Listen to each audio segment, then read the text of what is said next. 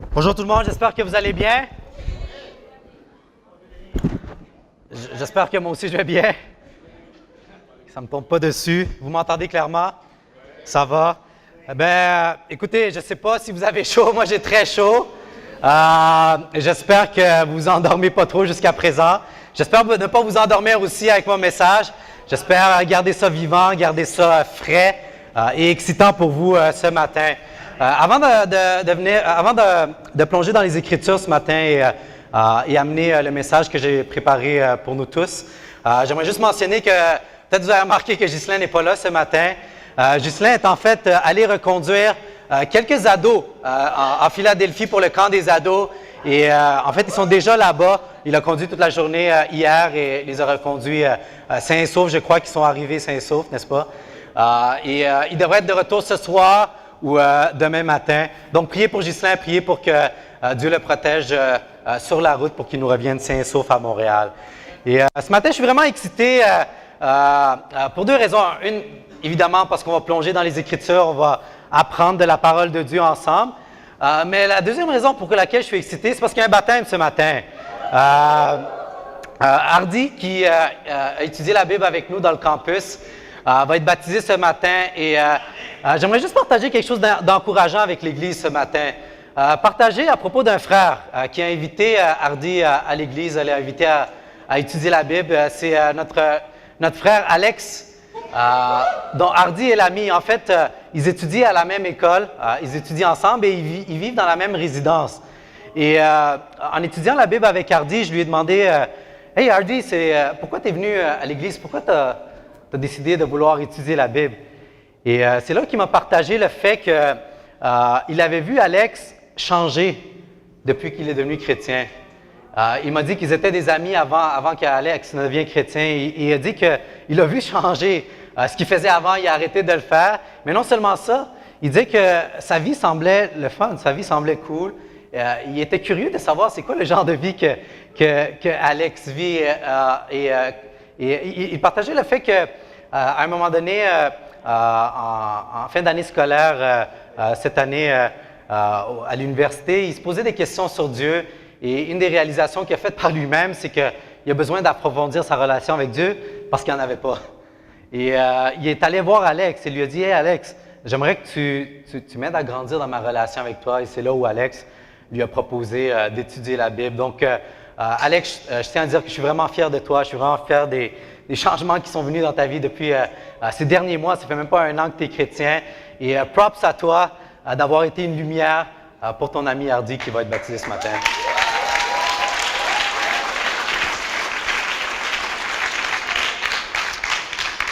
Donc, ce matin, si vous nous visitez pour la première fois, on est en train d'étudier en tant que congrégation, en tant que communauté, la lettre de Jacques.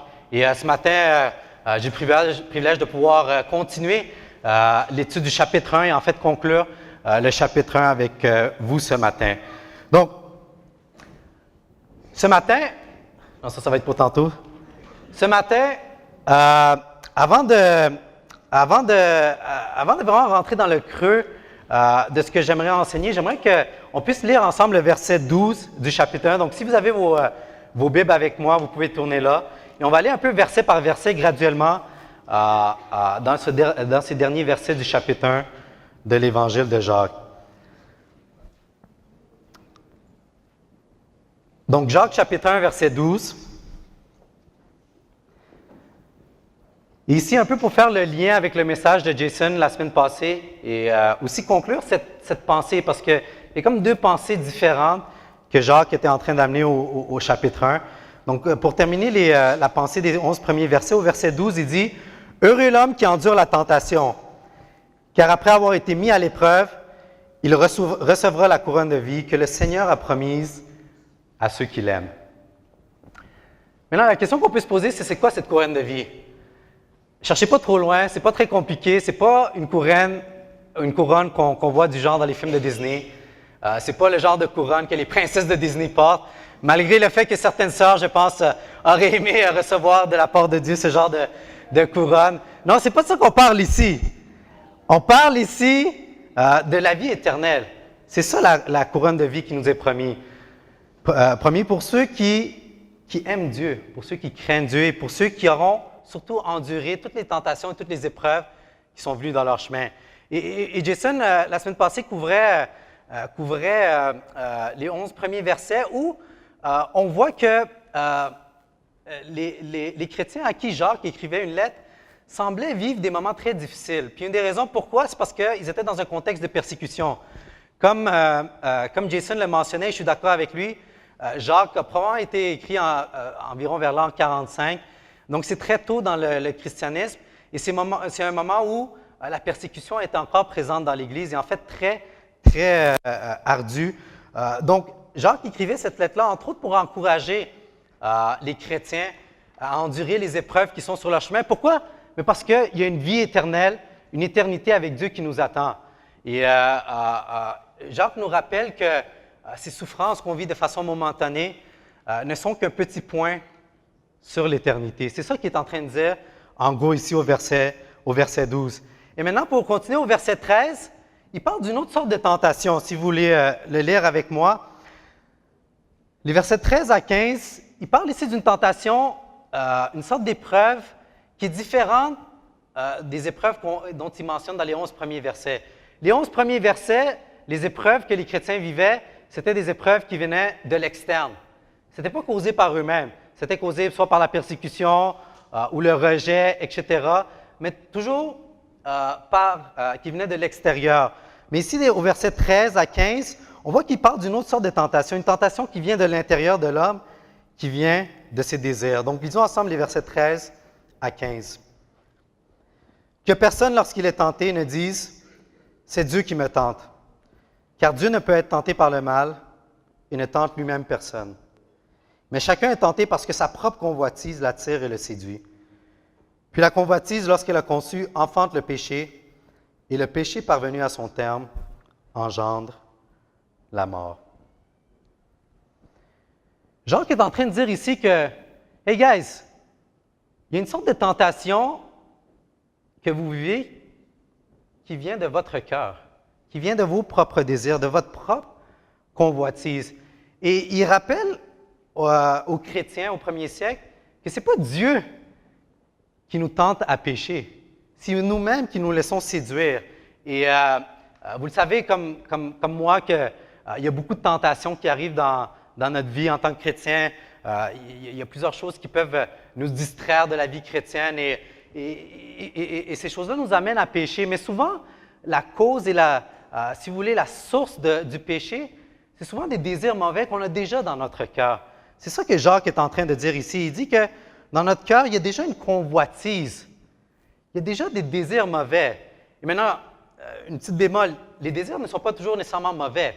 Il peut y avoir des bons désirs. Par exemple, on peut avoir le désir de vouloir servir Dieu, on peut avoir le désir de vouloir grandir dans notre relation avec Dieu, on peut avoir le désir de voir notre ami être baptisé, on peut avoir le désir de devenir un prêcheur, de devenir un missionnaire, d'aller en mission.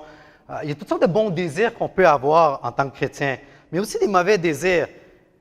Et ces désirs-là, c'est le désir de pécher. On a dans notre cœur, dans notre nature humaine, la tendance à vouloir rebeller contre Dieu. C'est dans notre nature même. Et c'est à l'intérieur de nous. Et ce désir-là, si on l'alimente et si on ne deal pas avec ça à la source, mais c'est là où, quand arrive la tentation, mais c'est extrêmement difficile de pouvoir y résister. Pourquoi? Parce que rendu là, il est trop tard. It's game over. Pourquoi? Parce qu'on est déjà séduit. Et après ça, une fois qu'on est séduit, mais ça enfante le péché.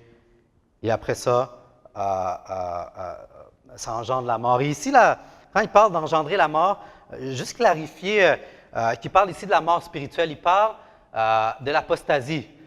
Il parle clairement du fait qu'on peut perdre notre salut. Puis j'aimerais rassurer les frères et sœurs qui peut-être luttent avec des choses dans leur vie, que si vous êtes encore dans le combat, vous n'êtes pas rendu à cette mort spirituelle-là. Vous êtes toujours en Christ. Et des fois, on peut lire un passage comme ça puis penser que, hey, parce que je suis encore en train de pécher, après 15 ans de vie chrétienne, après 20 ans de vie chrétienne, mais peut-être que je suis mort spirituellement. Non, non. Ici, on parle d'une mort où on tourne le dos à Dieu et on dit oui au péché de façon lousse, où il n'y a même plus de repentance. Il y a un point où notre cœur est trop endurci. Mais si vous êtes encore dans l'Église, si vous êtes encore ici et si vous vivez encore une repentance continuelle, même si vous tombez dans le péché, vous n'êtes pas parvenu à cette mort spirituelle. Et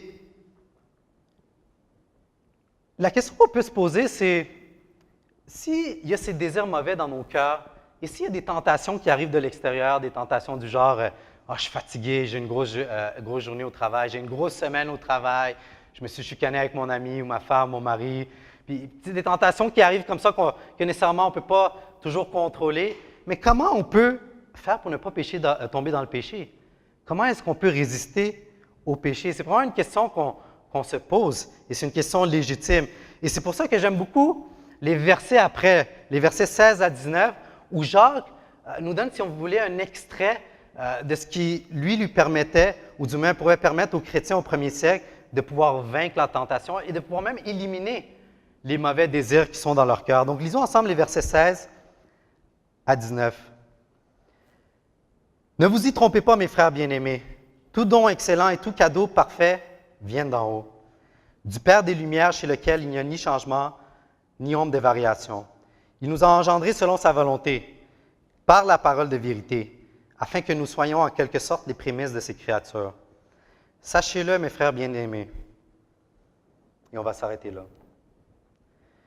Ici, Jacques est en train de nous dire que, « Hey guys, au lieu de nous tenter pour pécher Dieu, au contraire, ce qu'il fait, c'est qu'il nous donne des cadeaux parfaits. Il dit ici qu'il nous donne des dons excellents et des cadeaux parfaits qui viennent d'en haut, qui viennent de Dieu. Et c'est quoi ces cadeaux parfaits? C'est quoi ces dons excellents? Bien, un d'entre eux, on le voit tout de suite après, c'est notre naissance spirituelle. C'est notre salut. Il dit, il nous a engendrés selon sa volonté par la parole de vérité afin que nous soyons en quelque sorte les prémices de ses créatures. Donc, il parle ici du salut, du fait qu'on est né de nouveau. Il est en train de rappeler aux chrétiens que, « Hey guys, vous êtes les porteurs de l'Esprit du Christ. Vous avez en vous l'Esprit qui vous permet de non seulement surmonter la tentation, mais d'éliminer les désirs mauvais qu'il y a dans vos cœurs pour pouvoir vivre une vie glorieuse. » Et c'est ça la clé pour vaincre, selon moi, ce qu'on voit dans ce passage, la tentation et les désirs mauvais dans nos cœurs, c'est de se rappeler qu'on est né de nouveau. Et ici, Jacques parle de ça, évidemment, assez rapidement, comme vous pouvez le voir. Et c'est pour ça que j'aimerais qu'on fasse un détour dans la lettre aux Colossiens, où Paul, si vous voulez, donne beaucoup plus de clarification sur ce concept de vaincre le péché, vaincre la tentation, en sachant qu'on est né de nouveau. Donc, si vous voulez bien tourner avec moi pour quelques instants dans un passage que je trouve vraiment incroyable et illuminant pour avoir la victoire sur la tentation, en Colossiens chapitre 2, versets 20 à 23. Pendant que vous tournez là, je vais me prendre une gorgée d'eau.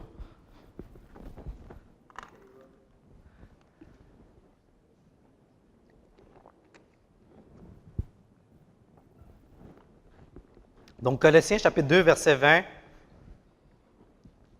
à 23. Ça dit, « Si vous êtes morts avec Christ aux principes élémentaires du monde, pourquoi, comme si vous viviez dans le monde, vous vous laissez imposer ces règlements? Ne prends pas, ne goûte pas, ne touche pas. Toutes choses vouées à la corruption par l'usage qu'on en fait. Il s'agit de préceptes et d'enseignements humains qui ont, il est vrai, une apparence de sagesse en tant que culte volontaire, humilité et rigueur pour le corps, mais qui ne méritent pas d'honneur et contribuent à la satisfaction de la chair. » On peut par plusieurs manières essayer de vaincre la tentation et le péché dans nos vies. Mais une des manières que je réalise aide le plus, mais on le voit ici. On le voit ici et surtout dans le chapitre après.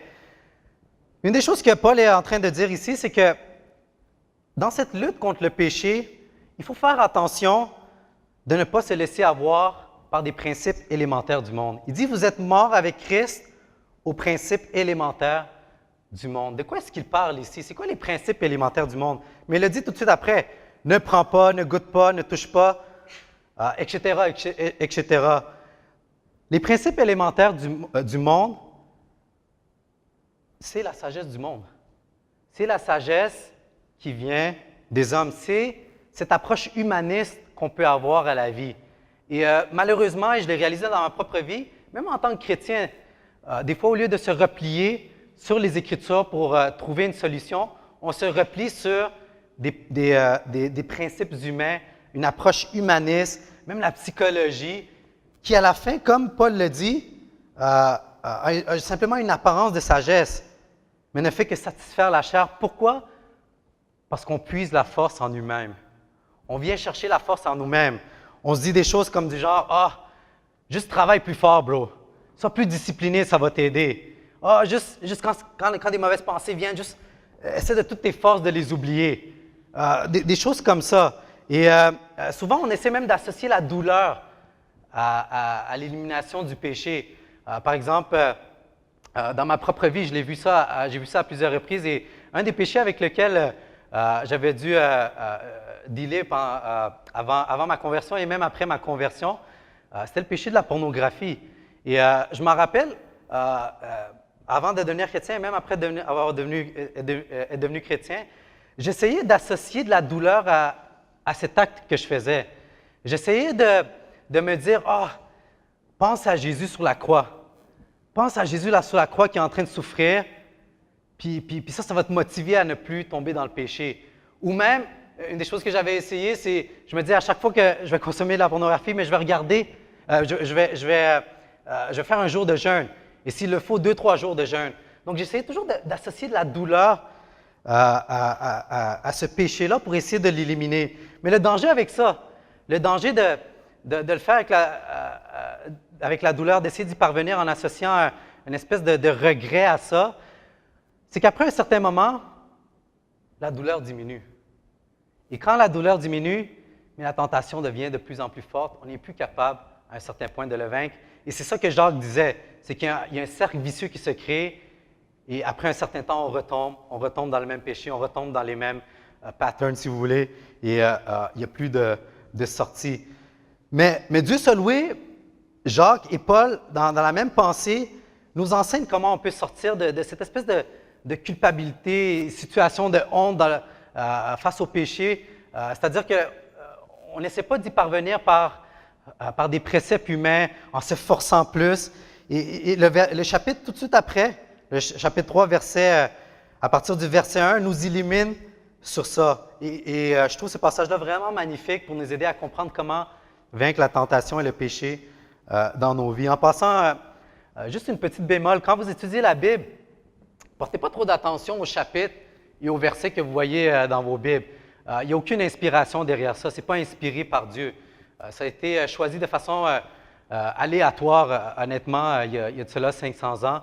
Et souvent, la pensée de l'auteur n'est pas terminée quand le chapitre se termine. Elle se continue après. Et ça nous permet d'avoir une vue plus globale de ce que les auteurs sont en train de dire. Donc, ici, c'est la même chose. On peut, si on lit le chapitre 3, versets 1 à 4, on voit que la pensée de Paul continue dans le chapitre après.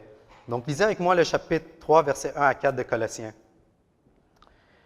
« Si donc vous êtes ressuscités avec le Christ, cherchez les choses d'en haut où le Christ est assis à la droite de Dieu. Pensez à ce qui est en haut et non à ce qui est sur la terre, car vous êtes morts et votre vie est cachée avec le Christ en Dieu. Quand le Christ, votre vie, paraîtra, alors vous paraîtrez aussi avec lui dans la gloire. » C'est une déclaration ici vraiment extraordinaire de notre identité en Christ. Paul est en train de dire qu'on est caché en Christ, que Christ nous a revêtus. Et ce qu'il est en train de dire, c'est que ce n'est pas en étant plus discipliné nécessairement ou rigoureux ou en appliquant de la psychologie de base ou en ayant une approche humaniste qu'on va avoir la victoire sur le péché, sur les tentations, ou en ayant même une volonté plus forte, un self-will, comme on dit en anglais, ou une volonté propre plus forte en français. Mais c'est en sachant notre identité en Christ qu'on va pouvoir vaincre la tentation et ultimement le péché dans notre vie. C'est notre identité en Christ et non le devoir qui va nous permettre d'être victorieux sur le péché et de pouvoir vivre une vie extraordinaire. C'est ça que Paul est en train de dire. Et dans ma propre vie, je l'ai vu.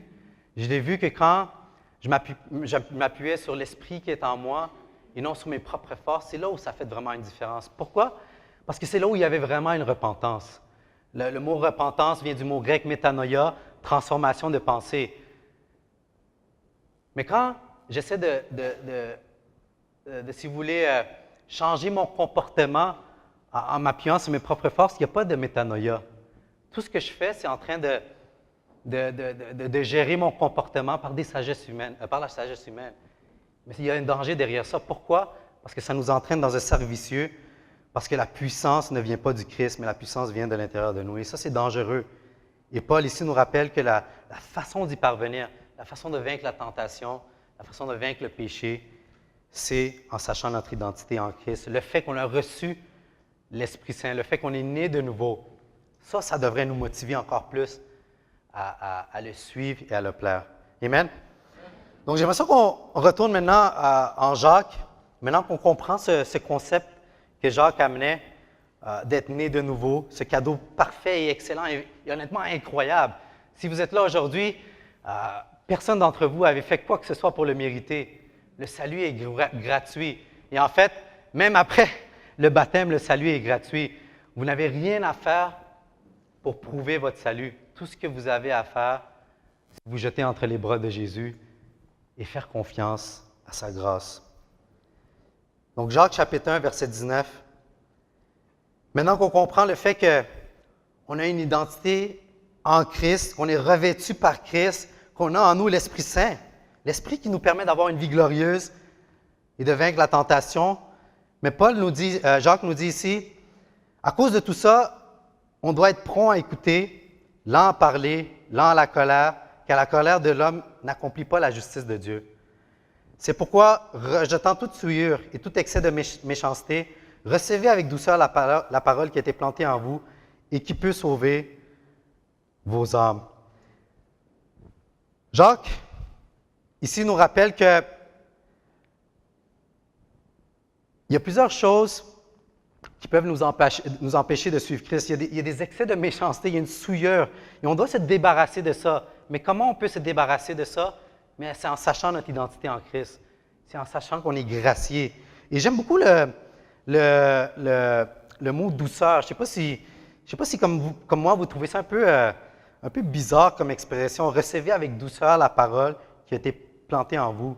Qu'est-ce que ça veut dire recevoir avec douceur la parole qui a été plantée en vous? Est-ce que je suis juste supposé m'asseoir comme un enfant puis juste écouter, puis c'est ça que ça veut dire, recevoir avec douceur la parole? Ne rien dire? Non, au contraire, c'est pas ça que c'est en train de dire ici. En grec, le mot qui est utilisé fait référence à la qualité d'un homme qui est en parfait contrôle de ses émotions et de ses sentiments. En parfait contrôle de ses émotions et de ses sentiments. Comment est-ce qu'on peut être en parfait contrôle de nos émotions et de nos sentiments? Mais c'est en sachant encore une fois notre identité en Christ. Jésus est l'exemple parfait d'un homme qui était en contrôle de ses émotions et des sentiments. Et comment est-ce qu'il était en contrôle de ses émotions et des sentiments? Mais parce qu'il savait qui il était et il savait quelle était sa mission. Jésus avait une assurance vraiment complète au plan que Dieu avait pour lui. Il n'y avait aucun doute dans sa tête. Même si, dans le jardin de Gethsémani, il a dû pour un certain instant négocier avec Dieu. « Hey Dieu, est-ce qu'il n'y a pas un autre moyen qu'on pourrait parvenir pour sauver les âmes? Est-ce que je dois vraiment porter le péché du monde sur moi? » On voit qu'il s'est quand même soumis à la volonté de Dieu. Et après ça, on voyait vraiment un contrôle parfait de ses émotions et de ses sentiments. Après ça, Jésus dit quasiment plus un mot. Il est parfaitement soumis à la volonté de Dieu. C'est ça que ça veut dire recevoir la parole de Dieu avec douceur. C'est aussi la qualité d'un homme ou d'une femme qui a vraiment contrôlé sa nature de façon parfaite et excellente, de façon à ce que n'importe quoi qui l'empêcherait de recevoir la parole, de pouvoir la mettre en application, mais il a déjà dealé avec ça. Pourquoi? Parce qu'il reçoit la parole avec douceur. Et Jacques, après ça, continue au verset 22.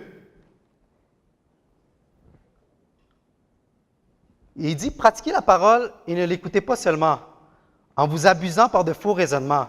Car si quelqu'un écoute la parole et ne la pratique pas, il est semblable à un homme qui regarde dans un miroir son visage naturel et qui, après s'être regardé, s'en va et oublie aussitôt comment il est.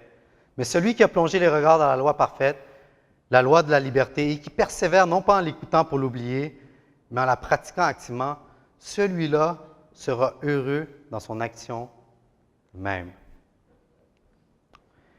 Ici, Jacques il compare un homme ou une femme qui viendrait à l'Église et qui ferait juste entendre la parole et ne pas l'obéir, ne pas la mettre en pratique, à un homme qui regarde son visage naturel dans un miroir et qui, aussitôt après l'avoir regardé, l'oublie. C'est quoi ce visage naturel dont parle Jacques ici? En fait, le visage naturel dont parle Jacques ici, c'est le visage de Jésus. C'est le visage de Jésus. Et on voit ça, entre autres, si vous voulez bien regarder avec moi, sinon faites juste suivre avec moi, je vais le lire. C'est en 2 Corinthiens 3, chapitre 3, versets 17 et 18. Ça dit « Or, le Seigneur, c'est l'Esprit. Et là où est l'Esprit du Seigneur, là est la liberté. Nous tous qui, le visage dévoilé, reflétons comme un miroir la gloire du Seigneur. Nous sommes transformés en la même image de gloire en gloire, comme par le Seigneur, l'Esprit. » Donc, ce visage dans le miroir dont parle Jacques, ce visage naturel, c'est le visage de Jésus. Pourquoi? Parce que quand on se regarde de façon spirituelle dans un miroir, ce qu'on devrait voir, ce n'est pas nos péchés. Ce n'est pas notre faute. On ne devrait pas avoir honte de regarder l'homme qui est dans le miroir, la femme qui est dans le miroir, même si on n'est pas parfait. Pourquoi? Parce que notre perfection spirituelle vient de Jésus, vient de cette justification incroyable qu'on a reçue, vient du fait que Dieu du ciel nous voit comme Jésus. Et je trouve ça vraiment magnifique, les mots qu'utilise ici Paul. Il dit, nous sommes transformés en la même image de gloire en gloire, comme par le Seigneur, l'Esprit. Paul est en train de dire qu'on n'est pas parfait, mais on le devient avec le temps. Il y a une des façons qu'on le devient, mais c'est en sachant notre identité. Cette identité en Christ nous permet de surmonter n'importe quelle épreuve et n'importe quelle tentation qui vient dans notre chemin. Et ça nous permet de devenir comme Jésus. Pourquoi? Parce que Jésus, en sachant son identité, a vécu parfaitement toute tentation et toute épreuve qui venait dans son chemin. Et c'est la même chose qui se produit dans notre vie chrétienne. Si vous êtes chrétien depuis 5 ans, mais depuis 5 ans, il y a une sanctification qui se produit dans notre vie où, de gloire en gloire, vous devenez plus comme Jésus. Ça fait 20 ans que vous êtes chrétien, mais la même chose. De gloire en gloire, vous êtes devenu de plus en plus comme Jésus. Et ça ne se termine pas. Ça ne se termine pas là. Ça continue jusqu'à la fin de nos jours ici sur Terre.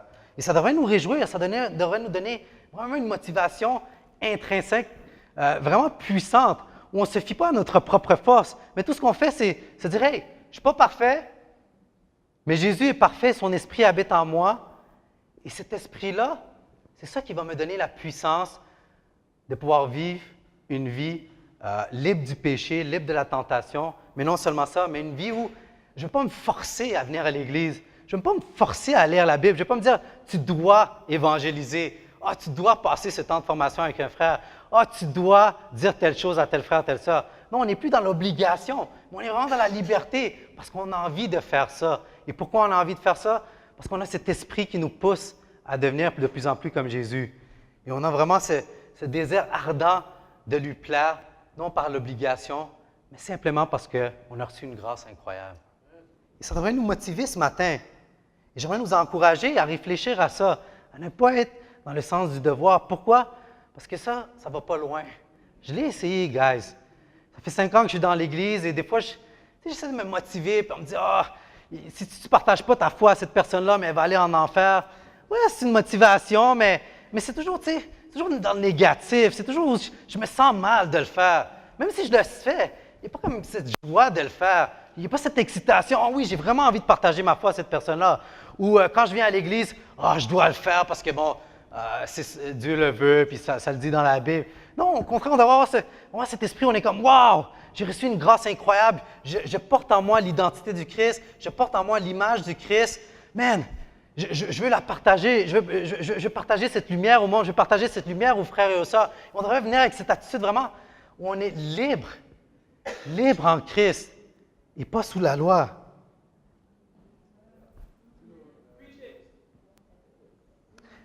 Ça me rappelle cet extrait de vidéo que j'aimerais qu'on regarde ensemble dans Le Roi Lion. C'est un film que j'avais vu quand j'avais 5 ans au cinéma avec mon père. C'est le premier film que j'avais vu au cinéma et je trouve vraiment la scène incroyable où Simba réalise qui il est vraiment.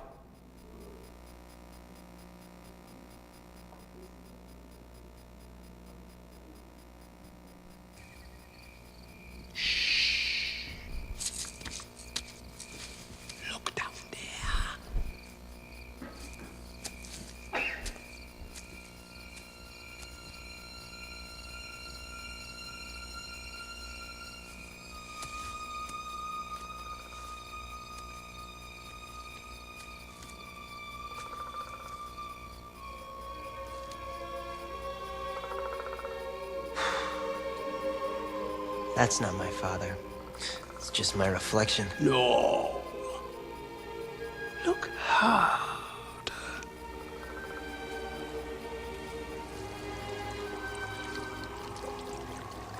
You see, he lives in you.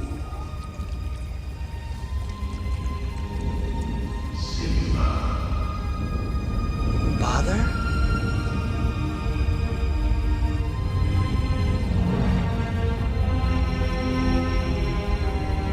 Simba, you have forgotten me.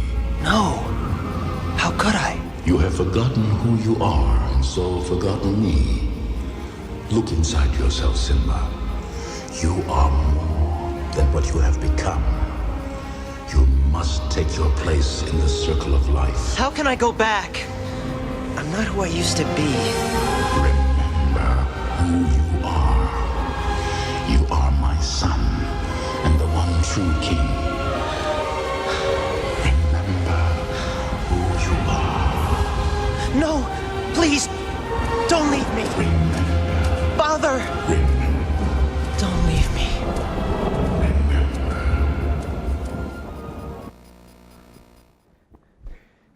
C'était la pause cinéma pour vous ce matin durant le message.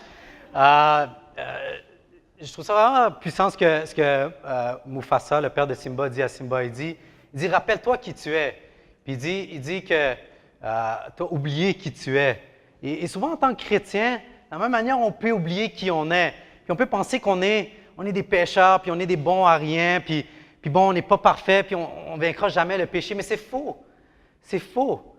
On est les héritiers du trône, comme Simba était l'héritier du trône dans la jungle. Mais de la même façon, nous, on est les héritiers de cette vie incroyable que Dieu réserve pour nous, ici sur terre, mais aussi dans la vie à venir. On ne devrait pas avoir peur de se regarder dans le miroir et dire « Wow, j'ai en moi l'Esprit de Dieu et je suis un fils, une fille de Dieu. » Et je vais vous encourager, si ce matin vous êtes là, vous êtes un fils et une fille de Dieu. Vous êtes des gens que Dieu aime et qu'il a volontairement donné sa vie sur la croix. Oui, pour prendre vos péchés, mais aussi pour vous donner son identité. Pour que votre identité ne soit pas la vôtre ou l'identité que les gens à l'extérieur vous donnent. Ah, toi, t'es ça. Toi, t'es un paquis. Toi, t'es un hétérosexuel. Toi, t'es un homosexuel. Toi, t'es un skater. Ah, toi, t'es un gars du ghetto. Non. Notre identité vient de Christ. Et on ne devrait pas se laisser affecter par ce que le monde dit. Et malheureusement aussi, on se laisse avoir par Satan. Satan nous conte des mensonges. Il nous fait croire qu'on est autre chose que les fils de Dieu. Pourquoi? Parce que quand on tombe dans le péché, on tombe dans cette culpabilité, cette honte profonde, où on pense qu'on ne mérite plus la grâce. Mais c'est faux. Dieu ne nous a pas aimés parce qu'on était parfait. Dieu nous a aimés malgré qu'on soit imparfait. Son amour est inconditionnel. On n'est pas ici dans une religion créée par l'homme. On est dans une religion où Dieu a aimé le monde malgré son imperfection, malgré ses défauts, malgré ses péchés. Et j'aimerais conclure ici mon étude de Jacques chapitre 1 avec les versets 26 et 27. Jacques dit, « Si quelqu'un pense être religieux sans tenir sa langue en bride, mais en trompant son cœur, la religion de cet homme est vaine. La religion pure et sans tache devant Dieu le Père consiste à visiter les orphelins et les veuves dans leur affliction et à se garder des souillures du monde. » Ici, Jacques est en train d'utiliser l'exemple de visiter les orphelins et les veuves dans les afflictions, non comme la seule façon d'honorer Dieu, de pratiquer la parole, mais il utilise ça comme si tu veux, exemple général pour n'importe quelle autre façon dont on pourrait servir les autres, dont on pourrait glorifier Dieu. Donc, ce n'est pas les seules façons dont on peut mettre la parole en pratique, mais c'est deux très bonnes façons.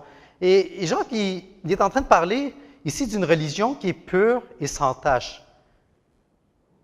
Il parle ici d'une religion qui n'est pas vaine. C'est quoi cette religion pure et sans tache? Cette religion qui n'est pas vaine? Mais c'est la religion de Jésus. Jésus, quand on lit le Nouveau Testament, vivait une religion pure et sans tache, où il n'était pas affecté par le péché parce qu'il connaissait son identité, mais vivait une religion où il était libre, On le voit même, il reproche les pharisiens d'être des légalistes qui rajoutent des lois et rendent la vie difficile pour les gens qui veulent suivre Dieu. Mais Jésus est en train de dire, non, guys, vous êtes libres. Vous êtes libres en Christ. Et la même chose ici, Jacques est en train de dire que cette religion-là, c'est une religion pure et sans tache. On est appelé à vivre comme Jésus et pour Jésus. Non à cause de l'obligation, non à cause que c'est mon devoir en tant que chrétien, mais parce qu'on est libre et parce qu'on est reconnaissant de notre identité en Christ. Et ça devrait nous motiver, guys. Et pour conclure mon message, j'aimerais juste vous donner un conseil pratique, une exhortation pratique qui, moi, m'a beaucoup aidé dans ma vie chrétienne et je pense que ça peut vraiment vous aider aussi. Trouvez dans les Écritures des Écritures qui vous permettent de vous rappeler votre identité en Christ et qui vous motivent à vaincre la tentation dans vos cœurs, les désirs mauvais dans vos cœurs et de vaincre la tentation. De vous trouver des Écritures où vous vous rappelez votre identité en Christ, vous vous rappelez qui vous êtes. Et au lieu de prier avec des Écritures qui sont dans la négation quand arrive la tentation, mais de prier avec ces Écritures-là, où on se rappelle qu'on est libéré par Christ, qu'on est des fils de Dieu, qu'on est héritier du trône. Et d'avoir cette repentance dans notre façon de penser où on n'est pas dans le sens du devoir, on n'est pas dans l'obligation, mais on est vraiment dans la joie. Et c'est par la joie qu'on est en train de vaincre la tentation, c'est par la joie qu'on est en train de pratiquer la parole, et c'est par vraiment cette reconnaissance puissante et incroyable qu'on a envers Dieu qu'on est en train de vivre cette vie chrétienne-là. Merci de votre écoute.